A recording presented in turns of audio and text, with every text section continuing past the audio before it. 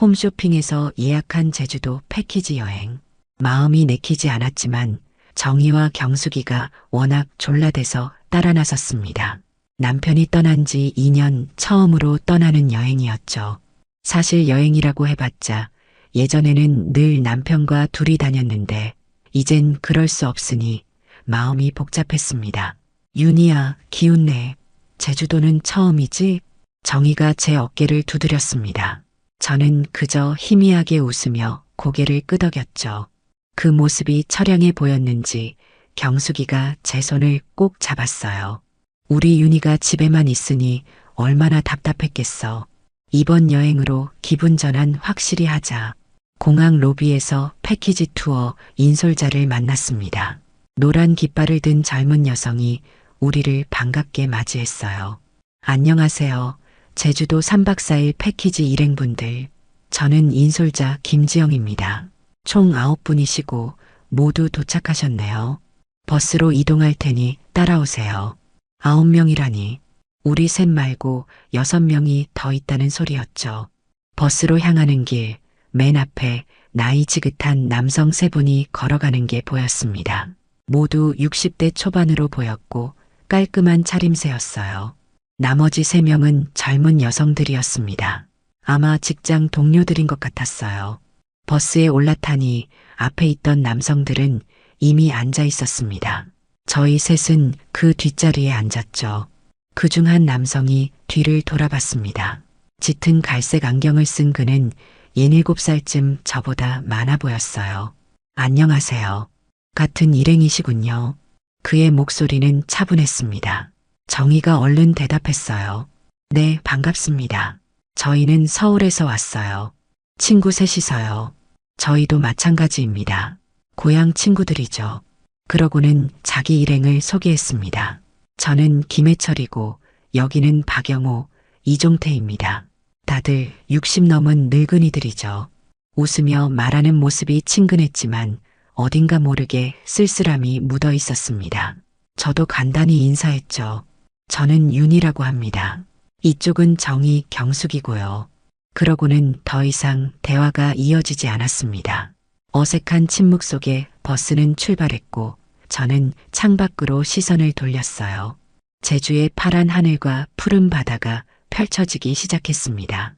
숙소에 도착해 짐을 풀고 첫날 일정이 시작됐습니다. 동부 해안 드라이브였죠. 해철 씨 일행은 항상 우리보다 앞에 있었고 가끔 눈이 마주치면 가볍게 목례를 하는 정도였어요. 그런데 묘하게도 그의 눈빛이 자꾸 신경 쓰였습니다. 마치 제 마음을 읽는 것 같은 또는 비슷한 아픔을 겪은 사람들만이 알아볼 수 있는 그런 눈빛이었어요. 저녁 식사 시간 우연히 같은 테이블에 앉게 되었습니다. 정희와 경숙이는 다른 테이블에 앉았고 해철 씨의 친구들도 다른 곳에 있었습니다. 혼자 드시나요? 해철 씨가 물었습니다. 네, 친구들이 저기 앉아서요. 저도 마찬가지네요. 잠시 침묵이 흘렀습니다. 그는 젓가락으로 밥을 뒤적이다가 문득 말했어요. 이번이 처음이에요? 혼자 여행하는 거. 그 질문이 가슴을 찔렀습니다. 눈물이 날 것 같았지만 꾹 참았어요. 네, 남편이 2년 전에 먼저 갔어요. 그의 눈빛이 달라졌습니다. 이해와 공감이 담긴 눈빛. 저도 비슷해요. 아내가 3년 전에 떠났죠. 우리는 더 이상 말을 잇지 못했습니다. 하지만 그 짧은 대화만으로 서로를 이해하게 된 듯 했어요. 말로 표현할 수 없는 상실의 아픔을 함께 겪었다는 공감대가 형성되었습니다. 오랜만에 누군가와 함께 타는 버스. 어색하지만 나쁘지 않았습니다. 둘째 날 마라도 여행이 일정에 있었습니다. 아침 일찍 배를 타고 마라도로 향했어요. 날씨가 좋아 바다가 유난히 파랗게 빛났습니다. 배 위에서 저는 바람을 맞으며 서 있었어요. 정희와 경숙이는 멀미약을 먹고 안에 앉아 있었죠. 바다 구경하세요? 뒤에서 들려온 목소리에 돌아보니 해철 씨였습니다. 그도 갑판에 나와 있었네요. 네, 바다가 너무 예뻐서요. 맞아요. 제주 바다는 특별하죠. 그는 제 옆에 서서 함께 바다를 바라봤습니다. 그러다 문득 말했어요. 사실 아내와 오기로 약속했던 곳이에요. 제주도. 근데 못 오고 떠났죠. 남의 아픔을 들으니 제 마음도 다시 아파왔습니다. 하지만 동시에 위로가 되기도 했어요. 나만 이런 아픔을 겪는 게 아니구나 하는 생각이 들었죠. 저도 비슷해요. 남편이 바다를 참 좋아했거든요. 더 이상 말이 이어지지 않았지만 묘한 연대감이 생긴 것 같았습니다. 마라도에 도착해 일행과 함께 섬을 둘러봤어요. 작은 섬이라 금방 구경이 끝났고 점심시간이 되었습니다. 식당은 단 한 곳, 그것도 짜장면과 짬뽕만 파는 곳이었어요. 여기까지 와서 짜장면이라니 좀 허무하죠? 테이블에 앉자마자 해철 씨가 말했습니다. 이번에도 우연히 같은 테이블에 앉게 되었네요. 맛있으면 됐죠. 바다가 예쁘잖아요. 제 대답에 그가 웃었습니다. 처음 보는 그의 미소였어요. 주름진 눈가가 부드럽게 휘어지며 웃는 모습이 참 따뜻해 보였습니다. 그러게요. 음식보다 중요한 건 풍경이니까. 짜장면을 먹으며 우리는 이런저런 이야기를 나눴습니다. 그는 은퇴한 고등학교 선생님이었고 저는 작은 꽃집을 운영하고 있다고 했죠. 대화가 의외로 잘 통했습니다. 그는 제 말을 경청하는 자세가 좋았어요. 눈을 마주치며 진지하게 들어주는 모습이 인상적이었습니다. 식사 후 우리는 다시 일행과 합류했어요. 마라도 최남단 포토존에서 사진을 찍기로 했습니다. 저는 정희, 경숙이와 함께 사진을 찍었고 해철 씨도 친구들과 사진을 찍었죠. 다 같이 한 장 찍을까요? 인솔자가 제안했고 모두 한자리에 모였습니다. 우연히 해철 씨 옆에 서게 되었어요. 하나, 둘, 셋, 김치. 모두가 웃는 순간 옆에서 작은 종이가 제 손에 슬며시 전해졌습니다. 해철 씨였어요. 사진이 끝나고 종이를 펼쳐보니 메모가 적혀 있었습니다. 이왕같이 탄 버스인데 말은 좀 걸어봐야죠. 그 쪽지를 보는 순간 가슴 한편이 따뜻해지는 느낌이 들었습니다. 오랫동안 잊고 있었던 감정이었어요. 누군가에게 관심을 받는다는 것, 누군가와 연결되어 있다는 느낌. 남편이 떠난 후 철저히 차단했던 그런 감정들이 조금씩 고개를 들기 시작했습니다. 저도 몰래 쪽지를 썼어요. 네, 좋아요. 이제 말 걸어주세요. 그리고 배를 타고 돌아오는 길에 그에게 건넸죠. 마지막으로 바다를 바라보며 생각했습니다. 여보, 미안해요. 하지만 조금은 웃어도 될까요? 그렇게 우리의 서로 다른 여행이 살짝 겹치기 시작한 순간이었습니다. 셋째 날은 제주 서부 여행이었습니다. 일정 중에 삼나무 숲길 산책이 있었어요. 푸른 삼나무들이 하늘을 향해 쭉쭉 뻗은 숲길은 신비로운 분위기를 자아냈습니다. 상쾌한 공기와 햇살이 숲을 통과하며 만드는 빗줄기가 마치 동화 속 한 장면 같았어요. 정희와 경숙이는 사진 찍기에 바빴고 저는 조용히 뒤처져 혼자 걷고 있었습니다. 숲의 고요함이 좋았어요. 그때 옆에서 발자국 소리가 들렸습니다. 혼자 걸으시네요. 해철 씨였습니다. 그도 친구들과 떨어져 있었나 봐요. 네, 조용히 걷고 싶어서요. 숲이 너무 아름다워서. 저도 그래요. 친구들은 사진만 찍고 빨리 가자고 하는데 전 이렇게 천천히 걷고 싶었거든요. 우리는 나란히 걸었습니다. 발걸음 소리와 새소리만 들리는 고요한 시간이었어요. 하지만 이상하게도 어색하지 않았습니다. 오히려 편안했죠. 윤희 씨, 혼자 산 지 얼마나 되셨어요? 갑작스러운 질문이었지만 자연스럽게 대답했습니다. 2년 정도 됐어요. 남편이 갑자기 심장마비로. 갑작스러웠군요. 저희 아내는 투병하다 떠났어요. 3년 전에 아픔을 공유하는 순간 그와 제 사이에 보이지 않는 연결고리가 생긴 것 같았습니다. 서로의 상처를 말하지 않아도 알 수 있는 그런 이해. 아내랑 제주 오자 했는데 못 오고 떠났네요. 해철 씨의 목소리에 슬픔이 묻어났습니다. 저도 마음이 아팠어요. 저도 남편이 바다를 참 좋아했는데 더 이상 말이 나오지 않았습니다. 그저 나란히 걸었어요. 큰 삼나무 앞에 이르러 우리는 발걸음을 멈췄습니다. 말없이 나무를 바라봤어요. 햇살이 나뭇잎 사이로 비쳐 그의 얼굴에 부드러운 그림자를 드리웠습니다. 이런 숲에 오면 언제나 위로받는 기분이 들어요. 해철 씨가 조용히 말했습니다. 네, 저도요.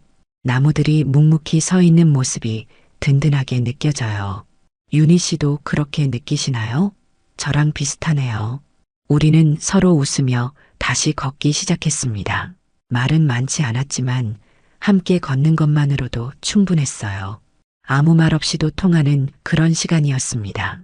숲길을 다 걷고 다시 일행과 합류했을 때 정희가 제 귀에 속삭였어요. 너 웃고 있더라. 오랜만에 보는 표정인데 그제야 깨달았습니다. 제가 웃고 있었다는 것을. 남편이 떠난 후 진심으로 웃은 적이 거의 없었는데 오늘은 자연스럽게 웃음이 나왔던 거죠. 그날 저녁 호텔 로비에서 우연히 마주쳤습니다. 해철 씨는 책을 읽고 있었어요.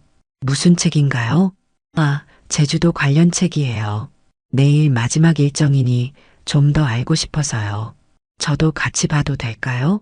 그렇게 우리는 나란히 앉아 책을 함께 보았습니다. 어깨가 살짝 닿는 것이 오랜만에 느끼는 온기였어요. 책 속 제주 이야기를 읽으며 작은 대화를 나눴죠. 그의 손가락이 책장을 넘길 때마다 왠지 마음이 설렜습니다. 이런 감정을 잊고 살았던 걸까요? 서로 아무 말 없이 삼나무 아래서 머물렀던 그 순간이 지금도 제 마음속에 깊이 남아 있습니다. 마지막 날 자유 일정이 있었습니다. 저는 정희, 경숙이와 함께 제주 시내 구경을 했어요. 특산품도 사고 카페에도 들르며 여유로운 시간을 보냈습니다. 해철 씨 일행은 보이지 않았어요. 다른 곳으로 간 모양이었죠. 저녁 식사는 호텔 근처 해산물 식당이었습니다. 모두 같은 식당에 모여 마지막 저녁을 함께 했어요. 이번에도 해철 씨와는 다른 테이블에 앉게 되었습니다. 가끔 시선이 마주치면 살짝 웃어주는 정도였어요. 식사가 끝나고 나오는데 식당 앞 작은 카페에서 해철 씨가 저를 향해 손을 흔들었습니다. 그는 혼자 앉아 있었어요. 이리 와요. 커피 한잔 할까요? 망설임 없이 그에게 다가갔습니다. 친구들에게는 잠시 바람 쐬고 오겠다고 말했어요. 오늘 어디 다녀오셨어요? 우리는 한라산 중턱까지 올라갔다 왔어요. 꼭대기까지는 체력이 안 돼서요. 윤희 씨는요? 저희는 시내에서 쇼핑하고 왔어요. 특산품도 사고요. 대화가 자연스럽게 이어졌습니다. 지난 3일간 쌓인 친근함이 있어서인지 어색함이 전혀 없었어요. 그는 여행 중에 찍은 사진들을 보여주었고 저는 오늘 산 특산품에 대해 이야기했습니다. 이거 드세요. 전 달아서 못 먹겠네요. 해철 씨가 초콜릿 케이크를 제게 밀어주었습니다. 그 자연스러운 배려가 가슴을 따뜻하게 했어요. 감사합니다. 처음으로 서로를 바라보며 잠시 침묵이 흘렀습니다. 눈빛에서 뭔가를 읽으려 하는 듯한 그런 순간이었어요. 내일이면 각자 일상으로 돌아가네요. 그가 먼저 입을 열었습니다. 네, 짧았지만 좋은 여행이었어요. 저도요. 특히 윤희 씨를 만나서 더 좋았습니다. 갑작스러운 고백에 얼굴이 붉어졌습니다. 58살의 나이에 소녀처럼 가슴이 두근거렸어요. 저도 해철 씨 덕분에 이 여행이 더 의미 있었던 것 같아요. 그가 주머니에서 작은 종이를 꺼내 제게 건넸습니다. 접힌 쪽지와 함께 명함이 있었어요. 읽어보세요. 그리고 혹시 서울에서도 연락해도 될까요? 명함을 보니 김해철 은퇴교사라고 적혀 있었고 전화번호가 있었습니다. 쪽지를 펼쳐보니 이렇게 적혀 있었어요. 문득 국밥이 생각났어요. 다음에 서울에서 한 그릇? 미소가 절로 지어졌습니다. 저도 가방에서 수첩을 꺼내 제 번호를 적어 그에게 건넸어요. 저도 국밥 좋아해요. 그날 밤 호텔 복도에서 우연히 마주쳤습니다. 둘 다 잠이 오지 않아 산책을 나온 거였죠. 바다 구경할래요? 호텔 뒤편에 좋은 전망대가 있어요. 해철 씨의 제안에 따라 나섰습니다. 밤바다는 낮과는 또 다른 매력이 있었어요. 어둠 속에서 들려오는 파도 소리, 달빛에 반짝이는 물결.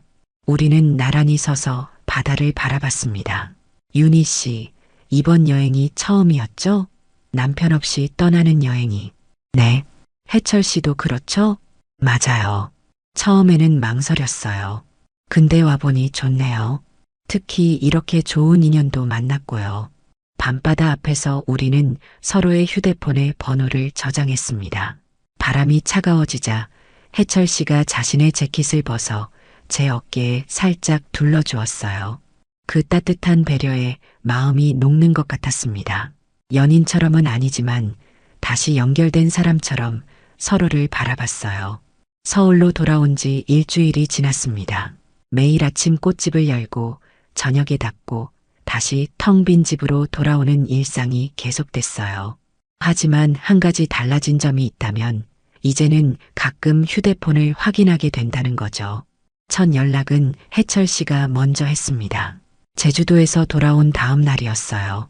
안전하게 도착하셨나요? 여행 사진 정리 중인데 혹시 필요하시면 보내드릴게요. 짧은 메시지였지만 마음이 따뜻해졌습니다. 바로 답장을 보냈어요. 네, 잘 도착했습니다. 사진 있으면 좋겠네요. 감사합니다. 그렇게 우리의 연락이 시작되었습니다. 일주일에 한두 번 서로의 안부를 묻는 짧은 메시지를 주고받았어요. 특별한 내용은 없었지만 누군가와 일상을 나눈다는 것 자체가 의미 있게 다가왔습니다. 오늘 비 왔네요. 그날 제주 생각나요. 어느 비 오는 날 해철 씨가 보낸 메시지에 미소 지었습니다. 저도 같은 생각을 하고 있었거든요. 저도요. 그때 그 삼나무 사진 보내드릴게요. 사진을 찾아보내면서 그날의 기억이 선명하게 떠올랐습니다. 함께 걸었던 숲길, 말없이 나눴던 위로, 그리고 자연스럽게 피어났던 미소까지. 점점 메시지 내용이 풍성해졌습니다. 각자의 일상, 좋아하는 음식, 보는 책에 대한 이야기까지. 어느 날은 제가 만든 된장찌개 사진을 보냈더니 해철 씨가 바로 답장을 보냈어요. 와, 맛있어 보이네요. 저는 요리를 잘 못해서 주로 외식이나 배달이에요. 혼자 살면 영양가 있는 음식 챙겨 먹기 힘들죠. 다음에 레시피 알려드릴게요. 이런 소소한 대화가 일상의 활력소가 되었습니다. 문득 깨달았어요. 이전에는 하루가 그저 흘러가는 것을 기다리기만 했는데 이제는 누군가의 메시지를 기다리는 설렘이 생겼다는 것을. 한 달쯤 지났을 때 해철 씨에게서 전화가 왔습니다. 처음 듣는 그의 목소리에 심장이 빠르게 뛰었어요. 윤희 씨, 잘 지내셨어요? 전화해도 될지 고민했는데. 아니에요. 전화 반가워요. 통화는 30분 정도 이어졌습니다. 그동안 어떻게 지냈는지, 요즘 하는 일은 무엇인지 이야기했어요. 해철 씨는 은퇴 후 사진 동호회 활동을 하고 있다고 했습니다. 저는 꽃집 이야기를 했고요. 그 후로 일주일에 한두 번씩 전화 통화를 하게 되었습니다. 보통 저녁 시간 각자 식사를 마친 후에 이야기를 나눴어요. 처음에는 10분, 20분 정도였지만 점점 통화 시간이 길어졌습니다. 어느 날 밤 꿈에서 남편을 만났습니다. 오랜만에 본 남편은 웃고 있었어요. 꿈에서 깨어나 한참을 생각했죠. 이상하게도 죄책감이 들지 않았습니다. 오히려 남편이 저를 응원해주는 것 같은 기분이었어요. 마치 괜찮아, 행복해도 되라고 말해주는 것처럼 포근했습니다. 정희에게 해철 씨와 연락하고 있다는 사실을 털어놓았습니다. 걱정했던 것과 달리 정희는 무척 기뻐해줬어요. 정말? 윤희야, 그거 정말 좋은 일이야. 나 그때 봤어. 너희 둘이 참 잘 어울린다고 생각했다니까. 아니야, 그냥 친구야. 연애 같은 건 아니고. 그래, 그래. 친구도 좋지. 중요한 건 내가 다시 웃기 시작했다는 거야. 그 말을 듣고 깨달았습니다. 정말로 제가 다시 웃고 있다는 것을. 해철 씨와 메시지를 주고받을 때, 그의 전화를 받을 때, 저도 모르게 입꼬리가 올라가 있었던 거죠. 거울을 볼 때마다 예전과는 다른 생기 있는 표정이 돌아와 있었습니다. 어느 날 저녁 해철 씨가 메시지를 보냈습니다. 윤희 씨, 이번 주말에 시간 괜찮으세요? 그때 말했던 국밥, 아직 제한 유효할까요? 가슴이 두근거렸습니다. 제주도에서 돌아온 지 2달 만에 첫 만남을 제안한 거였어요. 잠시 고민했지만 이내 답장을 보냈습니다. 네, 좋아요. 토요일 점심 어떠세요? 완벽합니다. 제가 맛있는 곳 알고 있어요. 혹시 제 사진 아직 기억하시나요? 만나서 알아보실 수 있을지. 그 걱정에 웃음이 나왔습니다. 매일 그의 목소리를 듣고 있는데 어떻게 못 알아보겠어요. 그렇게 우리의 첫 데이트가 잡혔습니다. 데이트라고 하기에는 부담스러웠지만 그래도 설렘은 어쩔 수 없었어요. 약속 전날 옷장 앞에 서서 무엇을 입을지 고민했습니다. 결국 단정한 원피스에 가디건을 준비했어요.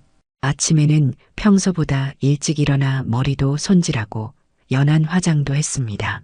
오랜만에 거울 앞에서 이렇게 오래 준비하는 제 모습이 새삼 낯설었어요. 문득 생각했습니다.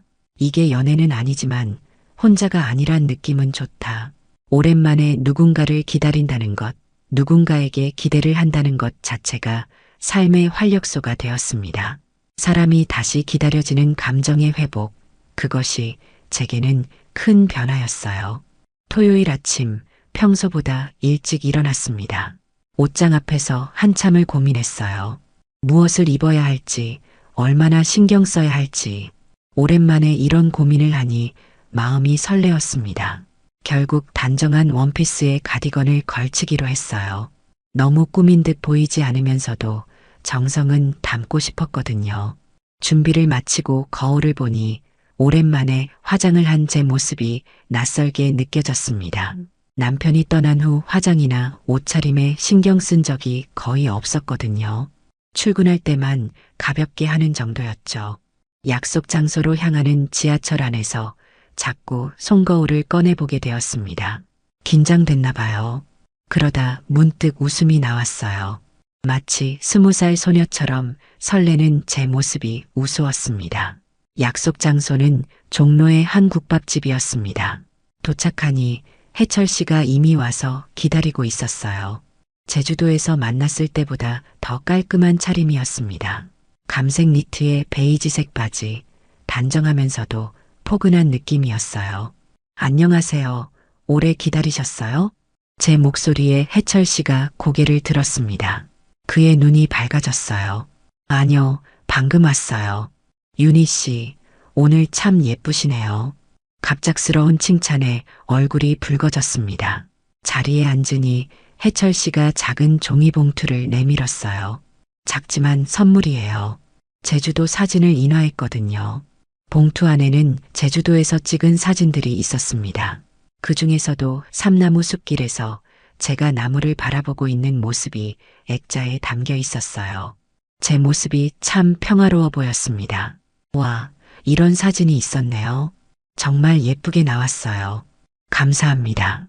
제가 사진 동호회 활동하면서 배운 게 있어서요. 윤희 씨가 참 잘 나왔길래 액자에 넣어봤어요. 저도 선물을 준비해 갔습니다. 꽃집에서 직접 만든 작은 꽃병이었어요. 말린 꽃으로 장식해 오래 볼 수 있게 했죠. 사실 어제 밤늦게까지 신경 써서 만든 것이었어요. 저도 준비했어요. 별거 아니지만. 와, 정말 예쁘네요. 직접 만드신 거예요? 네, 꽃집에서 가끔 이런 소품도 만들거든요. 우리는 서로의 선물에 진심으로 기뻐했습니다. 그런 다음 따뜻한 국밥을 먹으며 이야기를 나눴어요. 전화로 하던 대화가 직접 만나니 더 풍성해졌습니다. 서로의 표정과 몸짓을 보며 이야기하니 더 깊은 교감이 오갔죠. 사실 이렇게 만나자고 제안하기까지 고민이 많았어요. 해철 씨가 식사를 마치고 커피를 마시며 말했습니다. 저도요. 긴장도 많이 했고요. 티 안 났는데요. 저는 아침부터 넥타이 매는데 손이 떨려서 3번이나 다시 맸다니까요. 그 말에 웃음이 터졌습니다. 서로의 긴장을 고백하니 오히려 더 편해진 느낌이었어요. 식사 후에는 근처 덕수궁을 산책했습니다.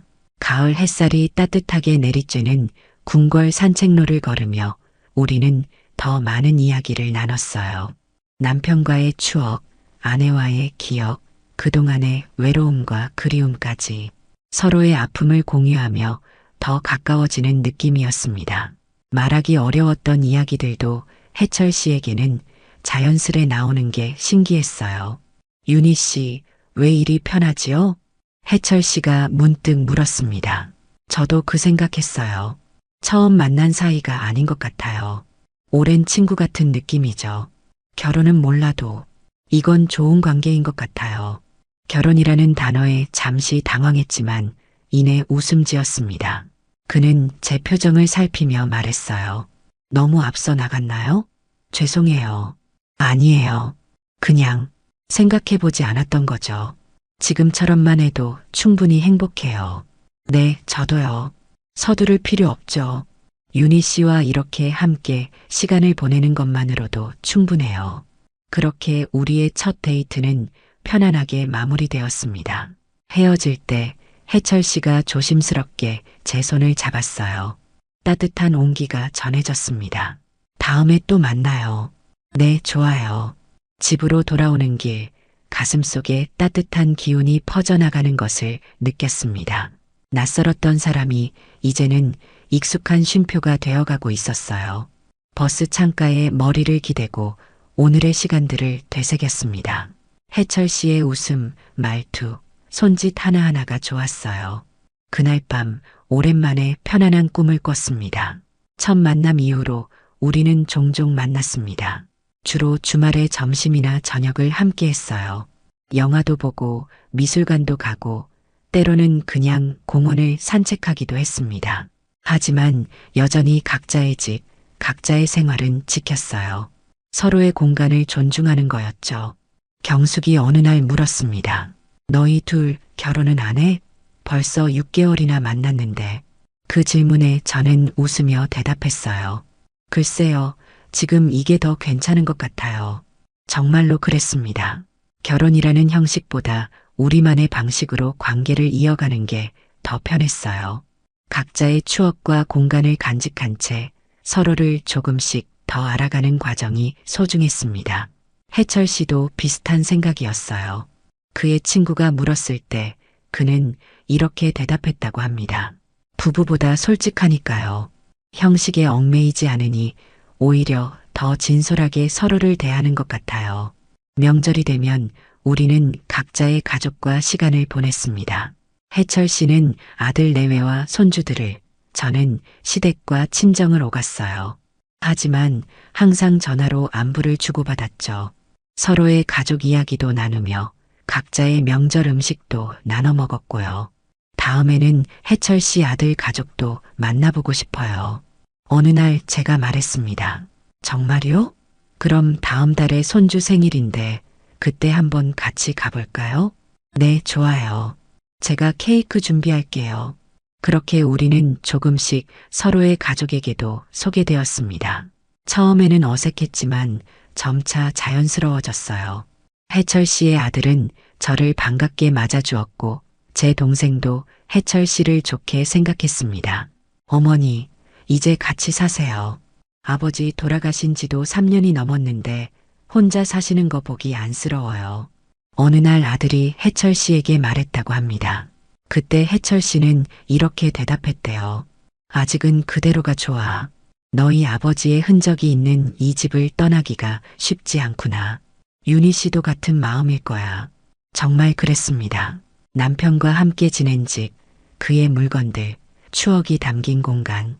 이것들을 두고 떠나는 것은 아직 마음의 준비가 되지 않았어요. 해철 씨도 저와 같은 마음이란 걸 알았습니다. 대신 우리는 주말마다 함께 시간을 보냈습니다. 요리를 가르쳐 주기도 하고 함께 책을 읽기도 했어요.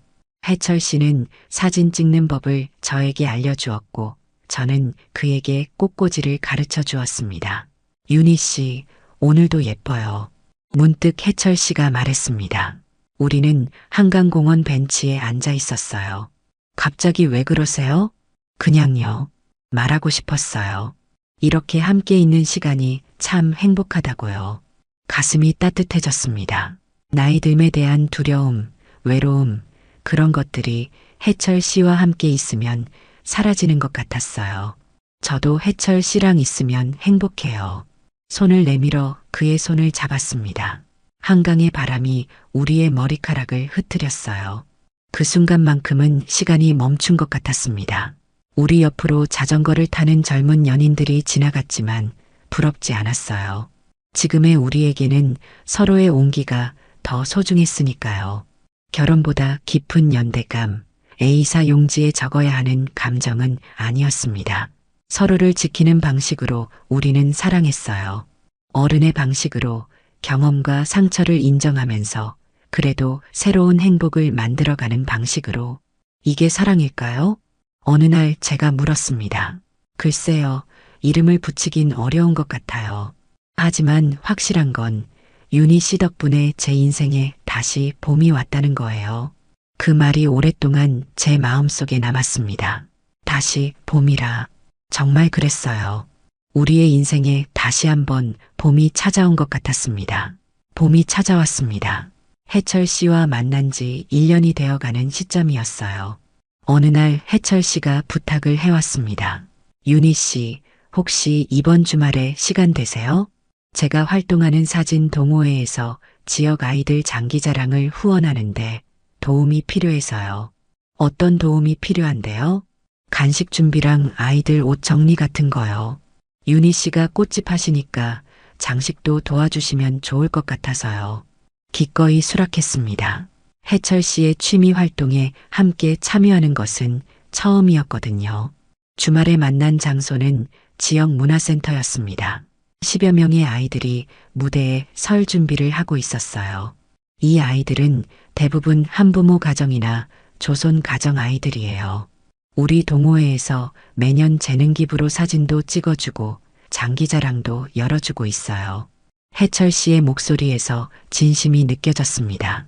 그는 이 활동을 정말 소중히 여기고 있었어요. 저는 간식 테이블을 꾸미고 무대 옆에 작은 꽃장식도 만들었습니다. 아이들은 호기심 어린 눈으로 제게 다가와 이것저것 물었어요. 아줌마, 이 꽃 어떻게 이렇게 예쁘게 만들어요? 선생님, 저도 한번 해볼 수 있어요? 아이들과 함께 작은 꽃장식을 만들며 시간을 보냈습니다. 해철 씨는 가끔 이쪽을 보며 미소 지었어요. 그 모습이 참 보기 좋았습니다. 장기자랑이 시작되었습니다. 아이들은 노래, 춤, 악기 연주 등 다양한 재능을 뽐냈어요. 특히 마지막 무대는 합창이었는데 철길 넘어 봄이 와요라는 노래였습니다. 순수한 아이들의 목소리가 홀을 가득 채웠어요. 철길 넘어 봄이 와요. 꽃이 피고 새가 울어요. 그 노래를 들으며 문득 생각했습니다. 저와 해철 씨도 인생의 긴 철길을 지나 이제야 봄을 만난 것 같다고요. 콧등이 찡해졌습니다. 옆을 보니 해철 씨의 눈가도 촉촉해 보였어요. 우리는 서로 눈길을 주고받으며 살짝 웃었습니다.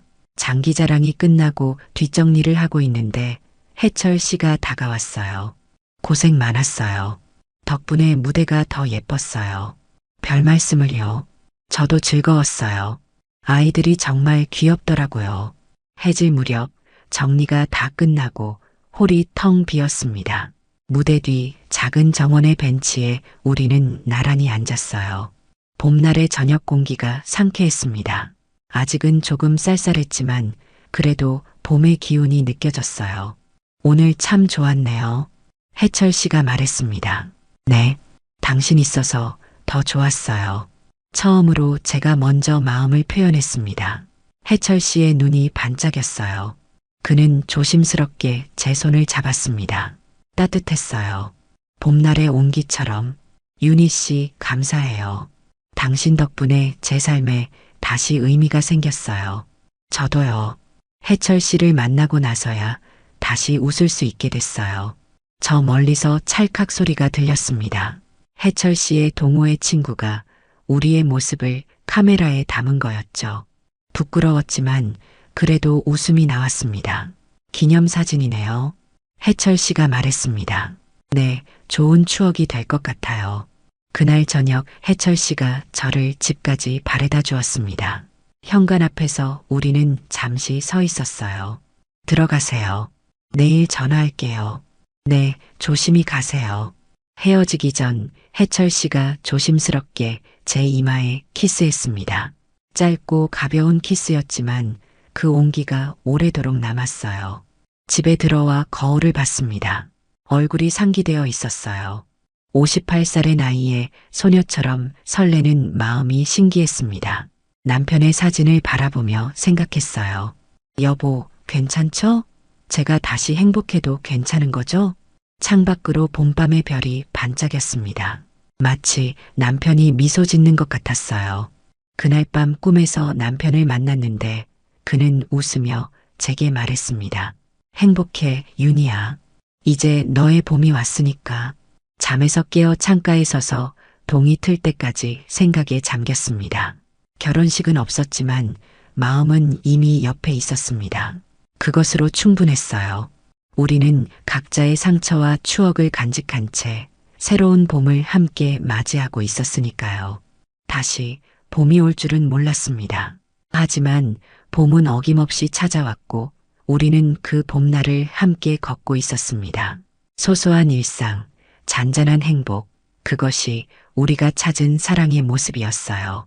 이야기가 재미있으셨나요? 좋아요와 구독으로 응원해 주시면 더 많은 감동적인 이야기로 찾아뵙겠습니다. 여러분의 작은 관심이 저에게는 큰 힘이 됩니다.